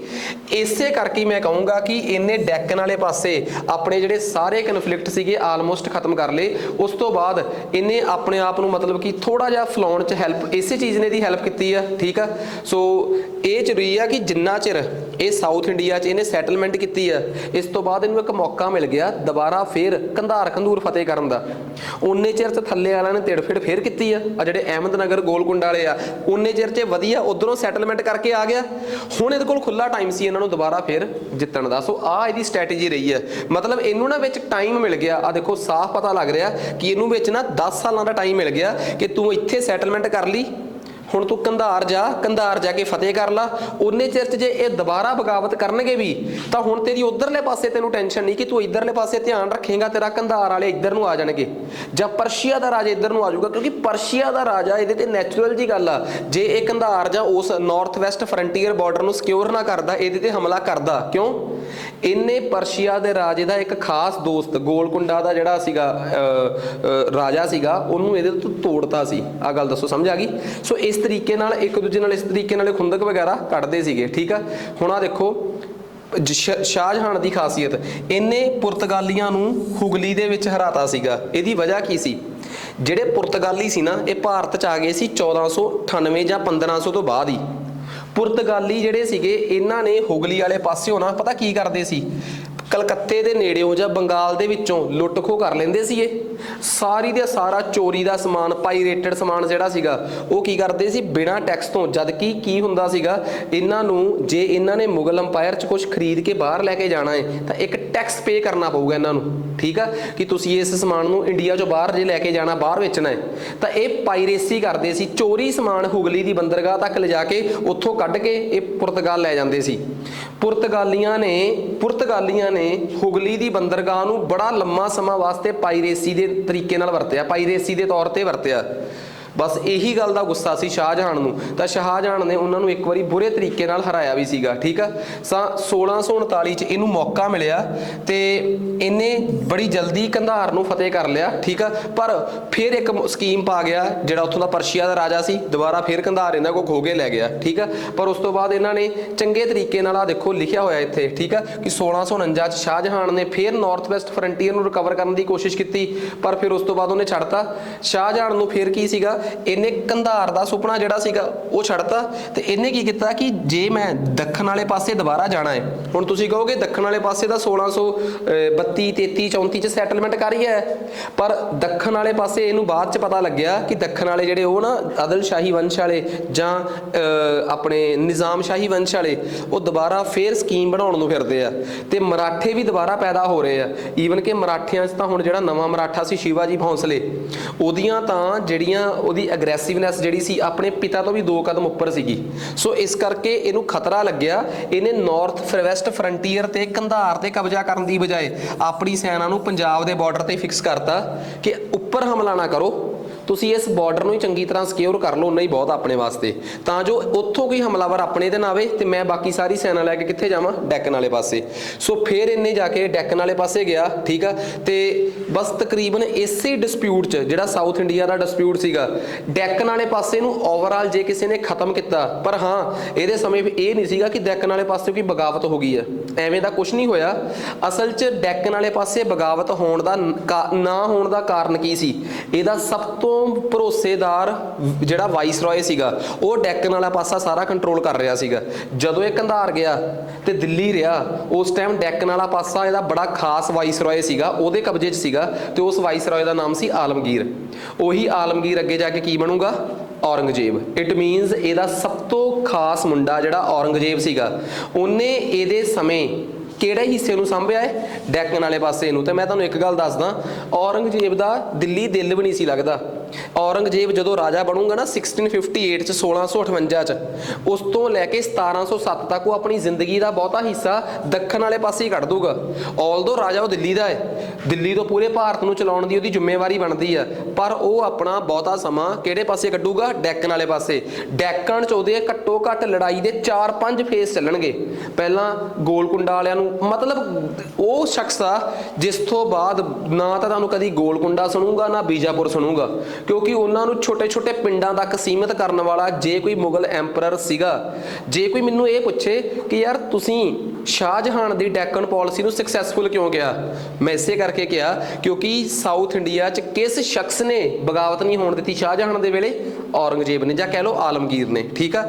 ਇਹਨੇ ਤਾਂ ਬਹੁਤ ਘੱਟ ਧਿਆਨ ਦਿੱਤਾ, ਇਹ ਤਾਂ ਬਸ ਉੱਥੇ ਉਹਨੂੰ ਫਿੱਟ ਕਰਕੇ ਆਪ ਦਿੱਲੀ ਆ ਗਿਆ ਤੇ ਦਿੱਲੀ ਤੋਂ ਸਿਰਫ ਇੱਕੋ ਬਾਰਡਰ ਤੇ ਜ਼ਿਆਦਾ ਨਿਗਰਾਨੀ ਰੱਖੀ ਹੈ ਕਿ ਇਹਦੇ ਤੇ ਕੰਧਾਰ ਵਾਲੇ ਬਾਰਡਰ ਤੇ। ਪਹਿਲਾਂ ਕੰਧਾਰ ਨੂੰ ਫਤਿਹ ਕਰਨ ਦੀ ਕੋਸ਼ਿਸ਼ ਕੀਤੀ ਆ, ਨਹੀਂ ਹੋਇਆ। ਇਹਦਾ ਜ਼ਿਆਦਾ ਧਿਆਨ ਜਿਹੜਾ ਸੀਗਾ ਉਹ ਬਿਲਡਿੰਗ ਆਰਕੀਟੈਕਚਰ 'ਚ ਹੀ ਰਿਹਾ ਹੈ।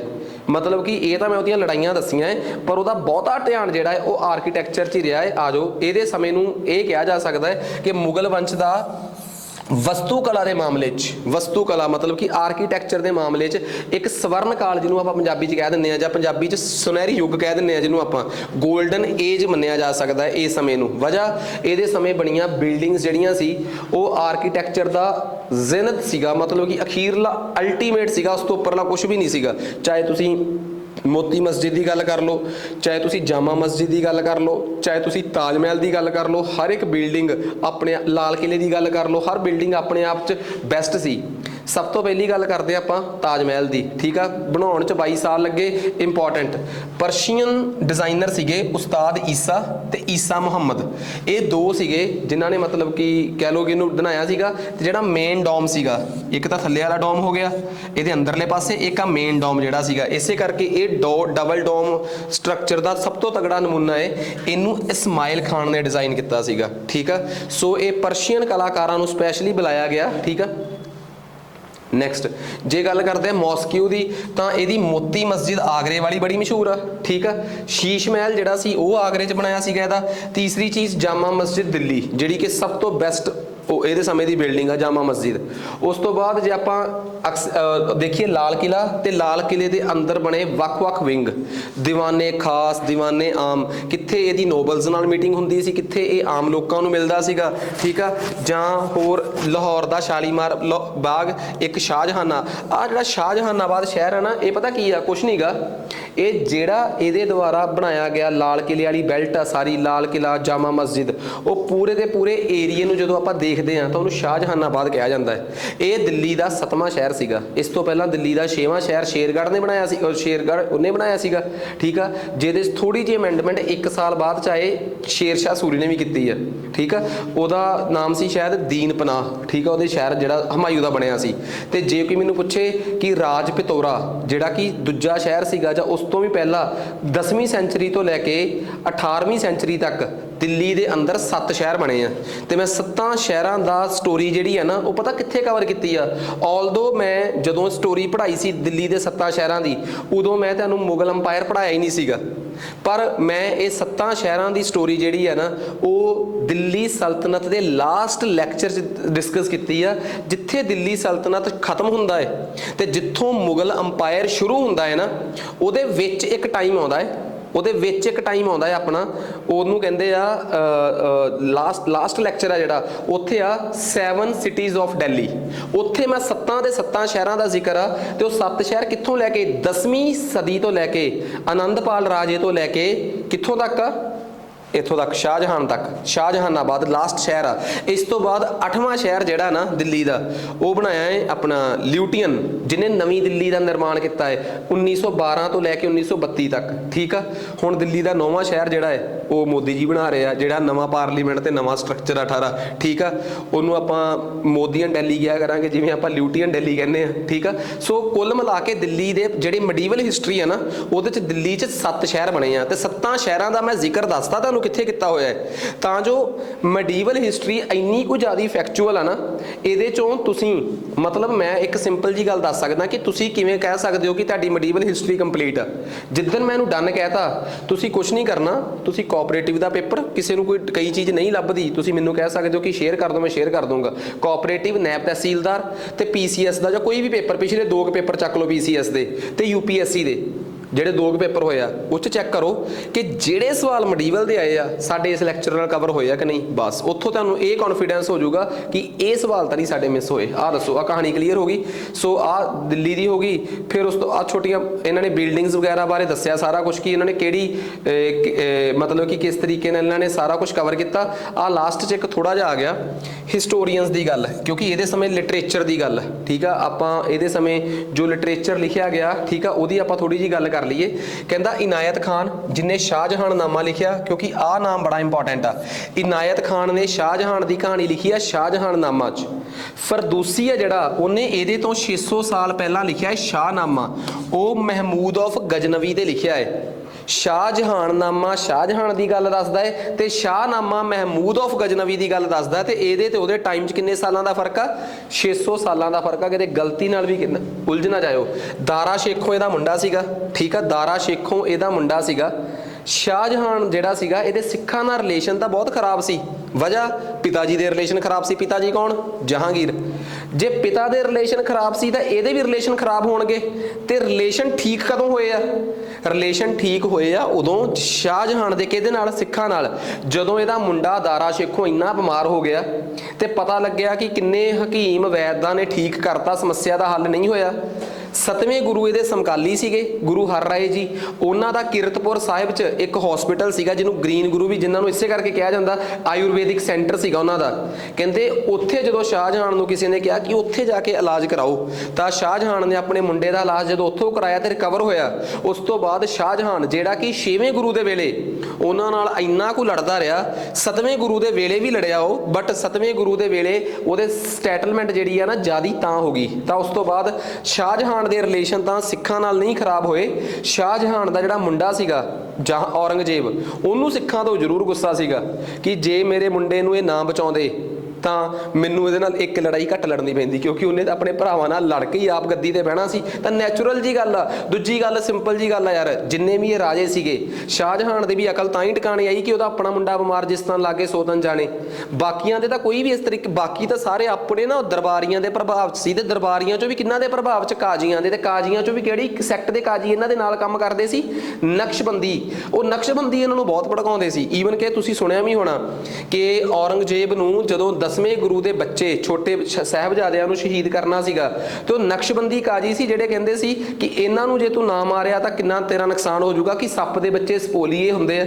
ਸੋ ਇਸ ਤਰੀਕੇ ਦੀਆਂ ਸਟੇਟਮੈਂਟਸ ਚਿਸ਼ਤੀ ਸੈਕਟ ਦੇ ਸੂਫੀ ਸੰਤ ਨਹੀਂ ਸੀ ਦੇ ਸਕਦੇ, ਜਿਨ੍ਹਾਂ ਨੇ ਦਿੱਤੀਆਂ ਉਹ ਵੀ ਸੂਫੀ ਸੀ ਪਰ ਉਹ ਚਿਸ਼ਤੀ ਸੈਕਟ ਦੇ ਸੂਫੀ ਨਹੀਂ ਸੀਗੇ, ਉਹ ਨਕਸ਼ਬੰਦੀ ਸੈਕਟ ਦੇ ਸੂਫੀ ਸੀਗੇ। ਠੀਕ ਆ, ਸੋ ਇਹ ਸਾਰੇ ਜਿਹੜੇ ਸਾਨੂੰ ਕਹਾਣੀ ਆ ਜੀ ਉਹ ਪਤਾ ਹੋਣੀ ਚਾਹੀਦੀ ਆ। ਠੀਕ ਆ, ਪੇਪਰ 'ਚ ਕਈ ਵਾਰੀ ਵਨ ਲਾਈਨਰ ਕਿ ਇਹਦੇ ਸਮੇਂ ਕੌਣ ਕੌਣ ਆਇਆ ਹੈ, ਬਰਨੀਅਰ ਐਂਡ ਟਰੈਵਨਰ ਫ੍ਰੈਂਚ ਟਰੈਵਲਰ ਸੀਗੇ, ਯਾਤਰੀ ਸੀਗੇ, ਇੱਕ ਮੈਕਿਊਨੀ ਜਿਹੜਾ ਸੀਗਾ ਇਟਲੀ ਤੋਂ ਆਇਆ ਸੀਗਾ, ਪੀਟਰ ਮੁੰਡੀ ਉਹਨੇ ਸ਼ਾਹਜਹਾਨ ਦੇ ਟਾਈਮ ਨੂੰ ਐਕਸਪਲੇਨ ਕੀਤਾ, ਇਹ ਆਇਆ ਸੀ ਵੈਟੀਕਨ ਸਿਟੀ ਮਤਲਬ ਅੱਜ ਦਾ ਇਟਲੀ, ਇਹ ਵੀ ਅੱਜ ਦੇ ਇਟਲੀ ਉੱਥੋਂ ਹੀ ਆਇਆ ਸੀਗਾ। ਠੀਕ ਆ, ਸ਼ਾਹਜਹਾਨ ਦੀ 1657 ਦੇ ਵਿੱਚ ਬਿਮਾਰੀ ਲੱਗਣ ਕਰਕੇ ਉਹਦੇ ਮੁੰਡੇ ਜਿਹੜੇ ਆ ਉਹ ਹੁਣ ਆਪਸ 'ਚ ਲੜਾਈ ਕਰਨਗੇ, ਬਗਾਵਤ ਕਰਨਗੇ। ਸਭ ਤੋਂ ਵੱਧ ਐਂਬੀਸ਼ੀਅਸ ਹੁੰਦਾ ਹੈ ਇਹਦਾ ਮੁੰਡਾ, ਨਾਮ ਸੀਗਾ ਉਹਦਾ ਆਲਮਗੀਰ, ਜਿਹੜਾ ਕਿ ਡੈਕਨ ਦਾ ਸਾਰਾ ਰਾਜ ਭਾਗ ਇਹਦੇ ਤੋਂ ਪਹਿਲਾਂ ਸਾਂਭੀ ਬੈਠਾ ਸੀਗਾ। ਉਹ ਸਭ ਤੋਂ ਪਹਿਲਾਂ ਕੋਸ਼ਿਸ਼ ਕਰੂਗਾ ਕਿ ਮੈਂ ਗੱਦੀ ਤੇ ਬੈਠਾਂ। ਠੀਕ ਆ, ਉਹੀ ਅੱਗੇ ਜਾ ਕੇ ਗੱਦੀ ਤੇ ਫਾਈਨਲੀ ਬਹਿੰਦਾ ਹੈ ਤੇ ਬਾਕੀ ਦੇ ਮੁੰਡਿਆਂ ਨੂੰ ਖਤਮ ਕਰਦਾ ਹੈ। ਪਹਿਲਾਂ ਥੋੜਾ ਜਿਹਾ ਨਾਮ ਸੁਣ ਲਈਏ, ਸਭ ਤੋਂ ਸੀਨੀਅਰ ਮੁੰਡਾ ਸੀਗਾ ਦਾਰਾ ਸ਼ੇਖੋਂ। ਤੇ ਇੱਕ ਗੱਲ ਬੜੀ ਕਲੀਅਰ ਆ, ਸ਼ਾਹਜਹਾਨ ਨੇ ਆਪਣੇ ਸਾਰੇ ਮੁੰਡੇ, ਕੋਈ ਕੰਧਾਰ ਭੇਜ ਰੱਖਿਆ ਸੀਗਾ, ਕੁਛ ਡੈਕਨ ਭੇਜ ਰੱਖਿਆ ਸੀ, ਇੱਕ ਨੂੰ ਈਸਟ 'ਚ ਭੇਜ ਰੱਖਿਆ ਸੀਗਾ, ਇੱਕੋ ਹੀ ਮੁੰਡਾ ਦਿੱਲੀ ਉਹਦੇ ਨੇੜੇ ਸੀਗਾ ਜਿਹਨੂੰ ਕਹਿੰਦਾ ਸੀ ਕਿ ਜਦੋਂ ਮੈਂ ਮਰਿਆ ਤੇ ਗੱਦੀ ਤੇ ਇਹਨੂੰ ਬਿਠਾ ਕੇ ਜਾਊਂਗਾ। ਉਹ ਕੌਣ ਸੀਗਾ? ਦਾਰਾ ਸ਼ੇਖੋਂ। ਉਹਨੂੰ ਲੈ ਕੇ ਤੋਂ ਇੰਨਾ ਪੋਜੈਸਿਵ ਸੀ ਕਿ ਜਦੋਂ ਉਹ ਬਿਮਾਰ ਹੋ ਗਿਆ ਤਾਂ ਉਹਦਾ ਇਲਾਜ ਵੀ ਕਿਤੇੋਂ ਵੀ ਕਰਾਉਣ ਨੂੰ ਤਿਆਰ ਸੀ, ਇਵਨ ਕਿ ਆਪਣੇ ਦੁਸ਼ਮਣਾਂ ਦੇ ਹਸਪੀਟਲ, ਸਿੱਖਾਂ ਦੇ ਹਸਪੀਟਲ 'ਚ ਉਹਦਾ ਇਲਾਜ ਕਰਵਾ ਕੇ ਲੈ ਕੇ ਆਇਆ ਸੀਗਾ। ਸੋ ਉਹ ਉਹਦਾ ਇੰਨਾ ਕੁ ਨੇੜੇ ਸੀਗਾ। ਠੀਕ ਆ, ਸੋ ਉਸ ਤੋਂ ਬਾਅਦ ਸੂਜਾ ਜਿਹੜਾ ਕਿ ਬੰਗਾਲ ਭੇਜ ਰੱਖਿਆ ਸੀ ਇਹਨੇ, ਤੀਜਾ ਔਰੰਗਜ਼ੇਬ, ਆਲਮਗੀਰ ਜਿਹਨੂੰ ਇਹਨੇ ਡੈਕਨ ਵਾਲੇ ਪਾਸੇ ਭੇਜ ਰੱਖਿਆ ਸੀ, ਮੁਰਾਦ ਬਖਸ਼ ਜਿਹਨੂੰ ਇਹਨੇ ਮਾਲਵਾ ਤੇ ਗੁਜਰਾਤ ਵਾਲਾ ਕੰਟਰੋਲ ਦੇ ਰੱਖਿਆ ਸੀਗਾ। ਸੋ ਇਹਨਾਂ ਸਾਰਿਆਂ 'ਚ ਆਪਸ 'ਚ ਲੜਾਈ ਹੋਈ ਆ। ਇੰਪੋਰਟੈਂਟ ਗੱਲ ਬਸ ਇਹ ਆ ਕਿ ਸਭ ਤੋਂ ਪਹਿਲਾਂ ਔਰੰਗਜ਼ੇਬ ਤੇ ਮੁਰਾਦ ਮਿਲ ਕੇ ਸਲਾਹ ਕਰਦੇ ਆ ਕਿ ਆਪਾਂ ਬਾਕੀ ਦੋਵਾਂ ਨੂੰ ਮਾਰ ਦਿੰਨੇ ਆ ਤੇ ਆਪਾਂ ਕੀ ਕਰਦੇ ਆ ਕਿ ਬਾਕੀਆਂ ਨੂੰ ਖਤਮ ਕਰਕੇ ਆਪਾਂ ਗੱਦੀ ਨੂੰ ਅੱਧ ਵੰਡ ਲਾਂਗੇ। ਤਾਂ ਬੈਟਲ ਆਫ ਧਰਮਾਤ ਜਿਹੜਾ ਹੈ ਉਹਦੇ 'ਚ ਔਰੰਗਜ਼ੇਬ ਤੇ ਮੁਰਾਦ ਜਿਹੜੇ ਆ ਉਹ ਇੱਕ ਦੋ ਬਗਾਵਤੀ ਰਾਜਿਆਂ ਨੂੰ ਖਤਮ ਕਰ ਦਿੰਦੇ ਆ। ਫਿਰ ਬੈਟਲ ਆਫ ਆਸਾਮੂਗੜ੍ਹ 'ਚ ਜਿਹੜਾ ਉਹ ਸੀਗਾ ਔਰੰਗਜ਼ੇਬ, ਉਹ ਦਾਰਾ ਸ਼ੇਖੋਂ ਨੂੰ ਹਰਾ ਦਿੰਦਾ ਹੈ ਪਰ ਦਾਰਾ ਸ਼ੇਖੋਂ ਤੋਂ ਭੱਜ ਜਾਂਦਾ ਹੈ। ਠੀਕ ਆ, ਉਸ ਤੋਂ ਬਾਅਦ ਅੱਗੇ ਔਰੰਗਜ਼ੇਬ ਕੀ ਆ, ਫਿਰ ਮੁਰਾਦ ਨੂੰ ਧੋਖਾ ਦੇ ਕੇ ਉਹਨੂੰ ਗਵਾਲੀਅਰ ਦੇ ਕਿਲੇ 'ਚ ਬੰਦ ਕਰ ਦਿੰਦਾ ਹੈ ਤੇ ਜਿਹੜੇ ਭਰਾ ਨਾਲ ਪਹਿਲੀ ਲੜਾਈ 'ਚ ਐਗਰੀਮੈਂਟ ਕੀਤਾ ਸੀਗਾ, ਦੂਜੀ ਲੜਾਈ ਜਿੱਤਣ ਤੋਂ ਬਾਅਦ ਉਹਨੂੰ ਸਾਈਡ ਤੇ ਕਰ ਦਿੰਦਾ ਹੈ ਤੇ ਆਪਣੇ ਆਪ ਨੂੰ ਪਹਿਲਾਂ ਉਹ ਨਾਮ ਟਾਈਟਲ ਦਵਾਉਂਦਾ ਹੈ ਆਲਮਗੀਰ। ਆਲਮਗੀਰ ਵੀ ਉਹਦਾ ਸਹੀ ਨਾਮ ਨਹੀਂ ਸੀਗਾ। ਠੀਕ ਆ, ਆਲਮਗੀਰ ਨਾਮ ਦਾ ਟਾਈਟਲ ਦਵਾਉਂਦਾ ਹੈ। ਫਿਰ ਉੱਥੋਂ ਬਾਅਦ ਫਾਈਨਲੀ ਬੈਟਲ ਆਫ ਖਾਜ਼ਵਾ 'ਚ ਇਲਾਹਾਬਾਦ ਦੇ ਨੇੜੇ ਉਹ ਸੂਜੇ ਨੂੰ ਹਰਾਉਂਦਾ ਹੈ, ਆਪਣੇ ਦੂਜੇ ਵੱਡੇ ਭਰਾ ਨੂੰ ਜਿਹੜਾ ਕਿ ਦਾਰਾ ਸ਼ੇਖੋਂ ਤੋਂ ਬਾਅਦ ਦੂਜੇ ਨੰਬਰ ਤੇ ਸੀ। ਤੇ ਲਾਸਟ 'ਚ ਇੰਪੋਰਟੈਂਟ ਗੱਲ ਜਿਹੜੀ ਆਏ ਕਿ ਦਿਉਰਾਈ ਦੀ ਲੜਾਈ ਜਿਹੜੀ ਕਿ 1659 'ਚ ਹੁੰਦੀ ਹੈ, ਉਸ ਲੜਾਈ 'ਚ ਉਹ ਆਪਣੇ ਭਰਾ ਦਾਰਾ ਸ਼ੇਖੋਂ ਨੂੰ ਹਰਾ ਕੇ ਭਜਾ ਦਿੰਦਾ ਹੈ ਤੇ ਫਿਰ ਉਹਦਾ ਕਤਲ ਕਰਵਾ ਦਿੰਦਾ ਹੈ। ਇਸ ਲੜਾਈ ਤੋਂ ਬਾਅਦ ਫਾਈਨਲੀ ਆ ਸਾਰੀ ਸਟੋਰੀ ਲਿਖੀ ਹੈ ਕਿ ਕਿਵੇਂ ਉਹਦੇ ਭਰਾ ਨੂੰ ਕਤਲ ਕਰਵਾਇਆ ਜਾਂਦਾ ਹੈ। ਇਹ ਆਪਣੇ ਕੰਮ ਦਾ ਨਹੀਂਗਾ। ਇਸ ਤਰੀਕੇ ਨਾਲ ਉਹ ਔਰੰਗਜ਼ੇਬ ਸਾਰੇ ਦੇ ਸਾਰੇ ਭਰਾਵਾਂ ਨੂੰ ਸਾਈਡ ਤੇ ਕਰਕੇ ਤੇ ਆਪਣੇ ਫਾਦਰ ਸ਼ਾਹਜਹਾਨ ਨੂੰ ਆਗਰੇ ਦੇ ਕਿਲੇ 'ਚ ਬੰਦ ਕਰ ਦਿੰਦਾ ਹੈ। ਆਗਰੇ 'ਚ ਵੀ ਉਹ ਲਾਲ ਕਿਲਾ ਹੀ ਸੀਗਾ, ਉਹਨੂੰ ਰੈੱਡ ਫੋਰਟ ਵੀ ਕਹਿ ਦਿੰਦੇ ਆ, ਆਗਰੇ ਦਾ ਕਿਲਾ ਵੀ ਕਹਿ ਦਿੰਦੇ ਆ, ਆਗਰੇ ਦਾ ਲਾਲ ਕਿਲਾ ਵੀ ਕਹਿ ਦਿੰਦੇ ਆ, ਜਿੱਥੇ ਉਹਦੀ ਰਾਖੀ ਵਾਸਤੇ ਇਹਦੀ ਭੈਣ ਤੇ ਸ਼ਾਹਜਹਾਨ ਦੀ ਕੁੜੀ ਸੀ ਜਹਾਨਾਰਾ, ਜਿਹੜੀ 1666 ਈਸਵੀ ਤੱਕ, ਜਦੋਂ ਤੱਕ ਇਹ ਮਰਦਾ ਨਹੀਂ, ਠੀਕ ਆ, ਉਦੋਂ ਤੱਕ ਉਹਦੀ ਨਾਲ ਰਹਿੰਦੀ ਆ, ਮਤਲਬ ਕਿ ਉਹਦੇ ਸਾਥ ਸਪੋਰਟ ਕਰਦੀ ਉਹਦੀ। ਤੇ ਉਹ ਬਸ ਉੱਥੋਂ ਬੈਠਾ ਉਸੇ ਦੇ ਸਰਾਖ 'ਚੋਂ, ਆਗਰੇ ਦੇ ਕਿਲੇ ਦੇ ਸਰਾਖ 'ਚੋਂ ਬਸ ਇਹੀ ਦੇਖਦਾ ਸੀ ਕਿ ਆ ਤਾਜ ਮਹਿਲ ਬਣਾਇਆ ਮੈਂ ਬਸ। ਠੀਕ ਆ, ਤਾਂ ਮਤਲਬ ਔਰੰਗਜ਼ੇਬ ਦਾ ਸਭ ਤੋਂ ਵੱਡਾ ਗੁੱਸਾ ਉਹਦੇ ਨਾਲ ਇਹ ਸੀਗਾ ਕਿ ਜੇ ਘਰ 'ਚ 4 ਪੈਸੇ ਪਏ ਹੋਣੇ, ਮਤਲਬ ਇਹ ਨਹੀਂ ਕਿ ਇੱਟਾਂ ਇੱਧਰ ਨੂੰ ਲਾ ਦਿਓ, ਇੱਟਾਂ ਉੱਧਰ ਨੂੰ ਲਾ ਦਿਓ। ਠੀਕ ਆ, ਕਿ 4 ਪੈਸੇ ਟ੍ਰੈਜ਼ਰੀ ਜਿਹੜੀ ਆ ਉਹ ਲੋਕਾਂ ਦੇ ਖਰਚੇ ਵਾਸਤੇ ਹੁੰਦੀ ਆ। ਇੰਨਾ ਕੁ ਰਿਲੀਜੀਅਸ ਸੀਗਾ, ਆਪਣੇ ਪਿਤਾ ਨਾਲ ਖੁੰਦਕ ਇਸ ਕਰਕੇ ਸੀ ਕਿ ਜਿੰਨਾ ਪੈਸਾ ਤੂੰ ਆਰਕੀਟੈਕਚਰ ਤੇ ਲਾਇਆ, ਜੇ ਉਹਨਾਂ ਐਡਮਿਨਿਸਟ੍ਰੇਸ਼ਨ ਤੇ ਲਾਇਆ ਹੁੰਦਾ ਤਾਂ ਸ਼ਾਇਦ ਜਿਹੜਾ ਸਾਊਥ ਇੰਡੀਆ ਵਾਲਿਆਂ ਨਾਲ ਟ੍ਰੀਟੀਜ਼ ਕਰਕੇ ਆਇਆ ਨਾ, ਉਹਨਾਂ ਜੇ ਕਿਤੇ ਸੈਨਾ ਨੂੰ 4 ਪੈਸੇ ਦਿੱਤੇ ਹੁੰਦੇ, ਉਨੀ ਵੱਧ ਸੈਨਾ ਲੈ ਕੇ ਜਾਂਦਾ, ਉਹਨਾਂ ਨੂੰ ਹਰਾ ਕੇ ਆ ਸਕਦਾ ਸੀ ਤੂੰ। ਸੋ ਇਹ ਉਹਦੇ ਆਪਣੇ ਪਿਤਾ ਨਾਲ ਇਤਰਾਜ਼ ਰਹਿ ਹੀ ਰਹੇ ਆ। 1656 ਤੋਂ ਉਹ ਬਗਾਵਤ ਕਰ ਰਿਹਾ ਹੈ। 1660 ਤੱਕ ਜਾਂਦੇ 1658 1658 ਚੋਂ ਦਿੱਲੀ ਦੇ ਰਾਜ ਤੇ ਕੰਟਰੋਲ ਕਰ ਲੈਂਦਾ ਹੈ, ਪਰ ਦੁਸ਼ਮਣ ਉਹਦੇ 1660 ਤੱਕ ਨਹੀਂ ਮਰਦੇ। ਇਸੇ ਕਰਕੇ ਮੈਂ ਤੁਹਾਨੂੰ ਕਿਹਾ ਸੀ ਕਿ ਔਰੰਗਜ਼ੇਬ ਦਾ ਕਾਲ ਜਿਹੜਾ ਸ਼ੁਰੂ ਹੁੰਦਾ ਹੈ ਨਾ ਟਾਈਮ ਲਾਈਨ, ਕਈ 1656 56 ਕਹਿ ਦਿੰਦੇ ਆ, ਕੋਈ 58 ਕਹਿ ਦਿੰਦਾ ਹੈ, 58 ਕਹਿ ਦਿੰਦਾ ਹੈ, ਤੇ ਕੋਈ 1660 ਕਹਿ ਦਿੰਦਾ ਹੈ। ਜਦੋਂ ਸਾਰੇ ਦੁਸ਼ਮਣ ਮਰ ਗਏ, ਪਿਤਾ ਨੂੰ ਉਹਨੇ ਅਰੈਸਟ ਕਰ ਲਿਆ, ਠੀਕ ਆ। ਸੋ ਇਸ ਤਰੀਕੇ ਨਾਲ ਉਹ ਸਾਰਿਆਂ ਨੂੰ ਕਤਲ ਕਰਕੇ ਫਾਈਨਲੀ ਉਹ ਮਤਲਬ ਕਿ ਆਪ ਤਖਤ ਦੇ ਰਾਜਾ ਬਣ ਜਾਂਦਾ ਹੈ, ਠੀਕ ਆ। ਸੋ ਆਹ ਕਹਾਣੀਆਂ ਸਾਰੀ ਔਰੰਗਜ਼ੇਬ ਤੱਕ ਜਾਂ ਔਰੰਗਜ਼ੇਬ ਤੋਂ ਪਹਿਲਾਂ ਤੱਕ ਦੀ। ਤਾਂ ਹੁਣ ਔਰੰਗਜ਼ੇਬ ਦਾ ਟਾਈਮ ਜਿਹੜਾ ਹੈ ਉਹ ਕਿਸੇ ਵੀ ਤਰੀਕੇ ਨਾਲ ਤੁਸੀਂ ਕਹਿ ਸਕਦੇ ਹੋ ਹਾਂ ਔਰੰਗਜ਼ੇਬ ਦੀ ਡੈਥ ਕਨਫਰਮ ਆ ਕਿ 1707 ਚ ਹੁੰਦੀ ਹੈ, ਠੀਕ ਆ। ਦੇਖੋ ਇਹ ਆਪਣਾ ਲੈਕਚਰ ਆ, ਇਸ ਤੋਂ ਬਾਅਦ ਤੁਸੀਂ ਮੰਨ ਕੇ ਚੱਲੋ ਕਿ ਆਪਣੇ 3-4 ਲੈਕਚਰ ਜਾਂ 5 ਲੈਕਚਰ ਇਹਦੇ 'ਚ ਪੈਂਡਿੰਗ ਪਏ ਆ। ਉਹ ਕਿਹੜੇ ਕਿਹੜੇ? ਇੱਕ ਲੈਕਚਰ ਤੇ ਆਪਣਾ ਪੈਂਡਿੰਗ ਪਿਆ ਹੈ ਮੁਗਲਸ ਦਾ ਲਾਸਟ ਲੈਕਚਰ, ਜਿਹਨੂੰ ਆਪਾਂ ਅਗਲੇ ਲੈਕਚਰ 'ਚ ਕਵਰ ਕਰਾਂਗੇ, ਦੈਟ ਇਜ਼ ਔਰੰਗਜ਼ੇਬ। ਇਸ ਤੋਂ ਬਾਅਦ ਆਪਣੇ ਆ ਜਾਂਦੇ ਆ ਜੀ 2 ਲੈਕਚਰ, 2 ਨਹੀਂ ਬੇਸਿਕਲੀ 2 ਪਾਰਟ। ਇੱਕ ਪਾਰਟ ਨੂੰ ਆਪਾਂ ਕਵਾਂਗੇ ਡੈਕਲਾਈਨ ਆਫ ਮੁਗਲਸ, ਇੱਕ ਪਾਰਟ ਨੂੰ ਆਪਾਂ ਕਵਾਂਗੇ ਸਟੇਟਸ ਆਫਟਰ ਮੁਗਲਸ, ਮਤਲਬ ਕਿ ਮੁਗਲ ਕਿਵੇਂ ਕਮਜ਼ੋਰ ਪਏ ਆ, ਠੀਕ ਆ। ਸੋ ਆਪਣੇ ਕੁੱਲ ਮਿਲਾ ਕੇ ਜੇ ਕੋਈ ਮੈਨੂੰ ਕੈਲਕੂਲੇਸ਼ਨ ਪੁੱਛੇ ਤਾਂ ਮੈਂ ਮੋਟੇ ਤੌਰ ਤੇ 3 ਲੈਕਚਰ ਕਹੂੰਗਾ, ਇੱਕ ਔਰੰਗਜ਼ੇਬ, ਇੱਕ ਡਿਕਲਾਈਨ ਆਫ ਮੁਗਲਸ ਦੇ 2, ਠੀਕ ਆ। ਸੋ ਆਪਣਾ ਜਿਹੜਾ ਵੀ PPSC ਵਾਲਾ ਕੋਰਸ ਆ ਉਹਦੀ ਜਿਹੜੀ ਮੈਡੀਵਲ ਹਿਸਟਰੀ ਆ ਤੁਸੀਂ ਸਮਝ ਸਕਦੇ ਹੋ ਕਿ ਉਹਦੇ 'ਚ ਜਿਹੜੀ ਮੈਡੀਵਲ ਹਿਸਟਰੀ 'ਚ ਤੁਸੀਂ ਫਾਲ ਕਰੋਗੇ ਆਪਾਂ ਉਹ ਕਿੱਥੋਂ ਲੈ ਕੇ ਕਿੱਥੋਂ ਤੱਕ ਆ, ਦਿੱਲੀ ਸਲਤਨਤ ਤੋਂ ਸ਼ੁਰੂ ਹੋ ਕੇ ਆਪਾਂ ਡਿਕਲਾਈਨ ਆਫ ਮੁਗਲਸ ਤੱਕ ਜਾਣਾ ਹੈ, ਜਿਹਦੇ 'ਚ ਆਪਾਂ ਦਿੱਲੀ ਸਲਤਨਤ ਸਾਰੀ ਪੜ੍ਹਨੀ ਆ, ਮੁਗਲਸ ਸਾਰੇ ਪੜ੍ਹਨੇ ਆ। ਮੁਗਲਸ ਤੋਂ ਬਾਅਦ ਆਪਾਂ ਪੜ੍ਹਨੇ ਆ ਇੱਕ ਲੈਕਚਰ ਬਾਹਮਣੀ ਐਂਡ ਵਿਜੇਨਗਰ, ਇੱਕ ਲੈਕਚਰ ਆ ਬਾਹਮਣੀ ਐਂਡ ਵਿਜੇਨਗਰ, ਤੇ ਇੱਕ ਲੈਕਚਰ ਹੈਗਾ ਜੀ ਆਪਣਾ ਭਗਤੀ ਐਂਡ ਸੂਫੀ ਮੂਵਮੈਂਟ। ਬਸ ਫਿਰ ਇਹਨੂੰ ਆਪਾਂ ਕਹਿ ਸਕਦੇ ਹਾਂ ਕਿ ਸਾਡੀ ਮੈਡੀਵਲ ਹਿਸਟਰੀ ਜਿਹੜੀ ਹੈ ਦੈਟ ਇਜ਼ ਫੁੱਲ ਫਲੈਜ ਕੰਪਾਈਲਡ। ਆ ਗੱਲ ਸਮਝ ਆ ਗਈ? ਘੱਟੋ ਘੱਟ ਤੁਹਾਨੂੰ ਪਤਾ ਤਾਂ ਲੱਗੇ ਕਿ ਮੈਡੀਵਲ ਹਿਸਟਰੀ ਹੈ ਕੀ ਆ, ਜਿਹੜੀ ਹਿਸਟਰੀ ਨੂੰ ਤੁਸੀਂ ਸਿਲੇਬਸ ਦੇ ਵਿੱਚ ਪੜ੍ਹਨਾ ਹੈ ਉਹ ਕੀ ਆ। ਇਸ ਤੋਂ ਬਾਅਦ ਆਪਣਾ ਦੂਜਾ ਜ਼ਿਕਰ ਸ਼ੁਰੂ ਹੋਊਗਾ ਐਂਸ਼ੀਅੰਟ ਹਿਸਟਰੀ ਦਾ, ਠੀਕ ਆ। ਸੋ ਅੱਜ ਵਾਸਤੇ ਇੰਨਾ ਹੀ ਬਹੁਤ ਆ, ਮਿਲਦੇ ਆ।